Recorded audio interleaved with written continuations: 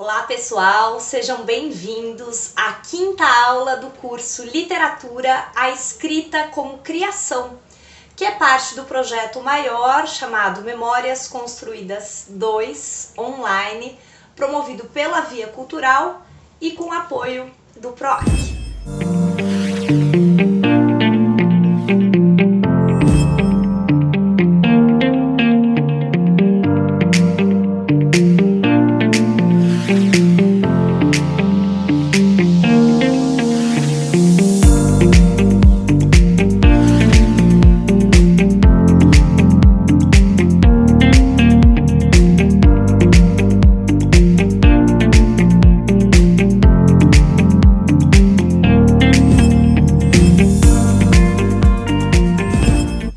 Bom, nós completamos o nosso primeiro mês de aula e eu gostaria muito de saber como tem sido essa experiência para vocês. Como que vocês estão sentindo o curso, como estão se envolvendo, enfim, isso é muito importante, ainda mais nesse formato de um curso online.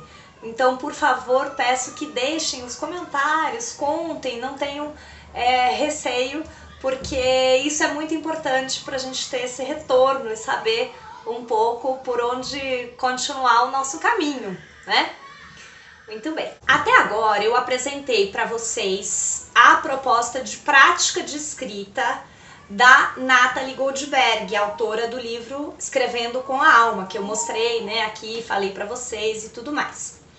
Bom, eu fiz também, a partir dela, duas propostas práticas de escrita, que eu espero que vocês tenham conseguido realizar e estejam realizando, né? E agora a gente vai, então, começar a direcionar o nosso olhar para um outro aspecto, que é complementar a esse da prática de escrita. E que é qual o aspecto? A leitura, o ler, né? Sim, a gente vai ter novas propostas de escrita, então eu vou voltar a fazer, e além das novas propostas, eu gostaria também que vocês seguissem praticando a partir das propostas já feitas, a partir do que for surgindo para vocês, que vocês seguissem com a prática, sei lá, se não for diária, mas umas 3 vezes por semana, assim, seria bom 2, pelo menos, né? E que vocês peguem 10 minutinhos, 15 minutinhos, em vez de ficar nas redes sociais, que a gente gasta tanto tempo, né? Que vocês escrevam. Mas hoje a gente vai, então, começar a direcionar o nosso olhar para leitura. Porque a gente, então, só aprende a escrever escrevendo muito e lendo muito. Não tem como, né? E eu vou lendo muito, principalmente da maneira que eu vou procurar mostrar para vocês a partir de hoje, que é com muita atenção a cada uma das palavras do texto. Quem me ensinou, eu tô olhando meu roteirinho aqui, quem me ensinou esse tipo de leitura não foi a escola e também não foi a faculdade. Embora na faculdade eu tenha tido experiências, em especial com um professor, também com outros, mas em especial com um professor chamado Flávio Aguiar. Ele era professor da Faculdade de Filosofia, Letras e Ciências Humanas, e ele ministrava a literatura brasileira, né, quando eu fiz letras. Depois ele acabou se tornando o meu orientador do doutorado, e ele já era e continua sendo escritor.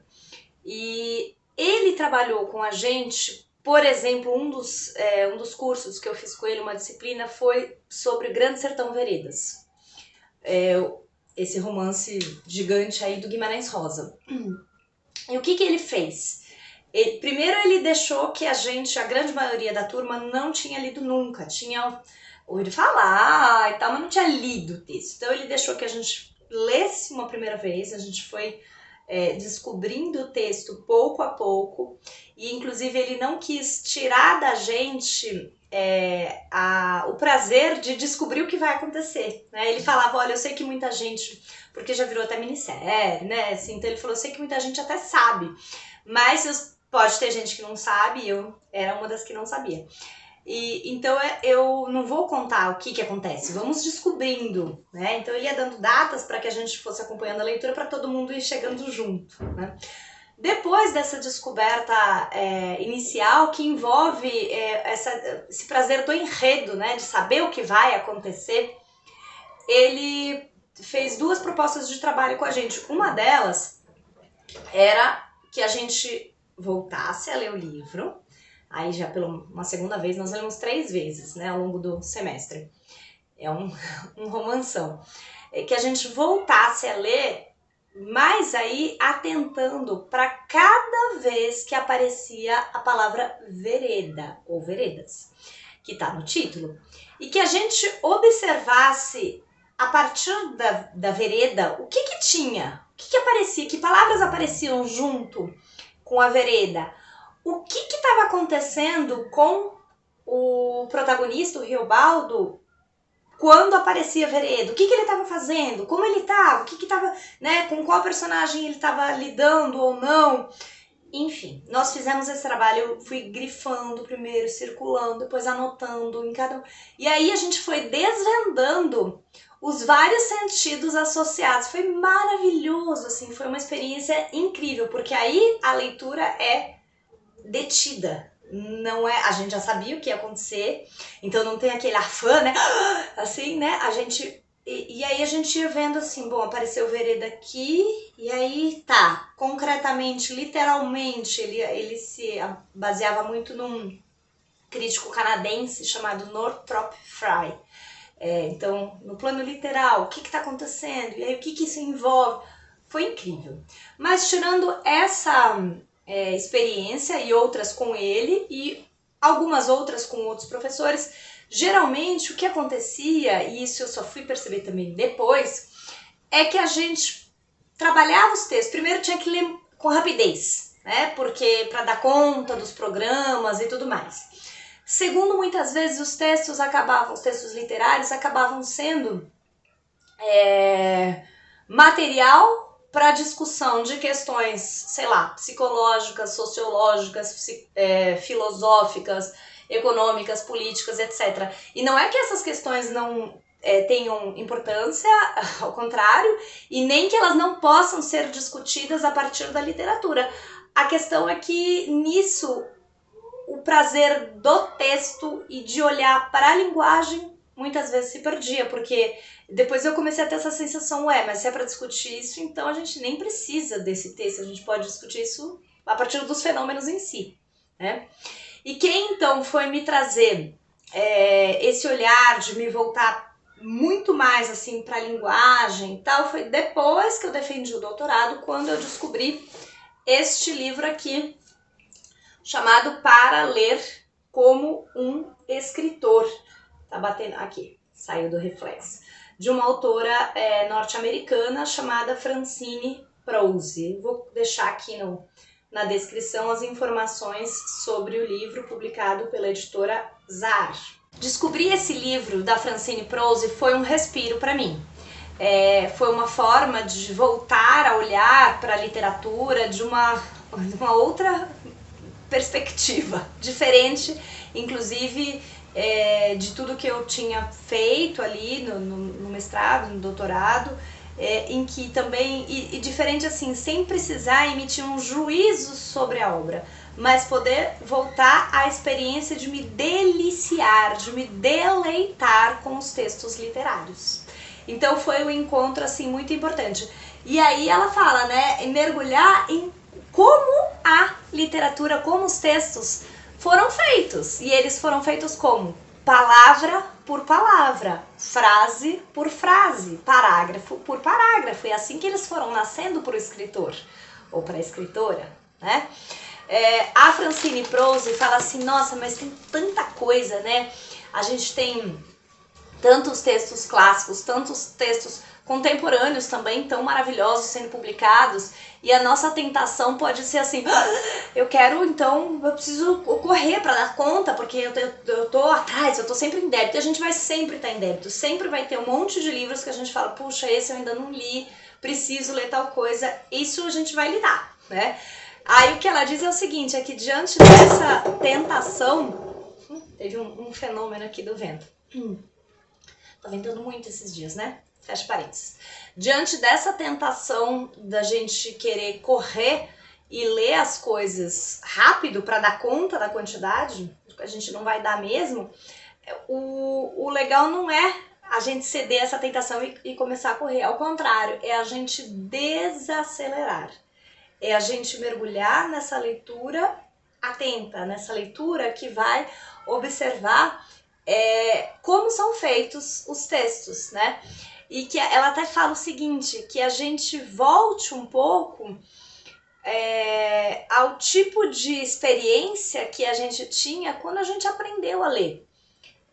Quando a gente aprendeu a ler, como que era? A gente precisava decifrar palavra por palavra, frase por frase. Então a gente recuperar um pouco dessa experiência, porque aí a gente vai poder observar muito atentamente e ponderar sobre as escolhas, inclusive, que o escritor fez para criar o seu texto. E isso é que vai nos ensinando também para as nossas escolhas, para os nossos textos. E é isso então que eu quero que a gente vá fazendo. Nós vamos descobrir juntos como fazer isso nesse formato virtual.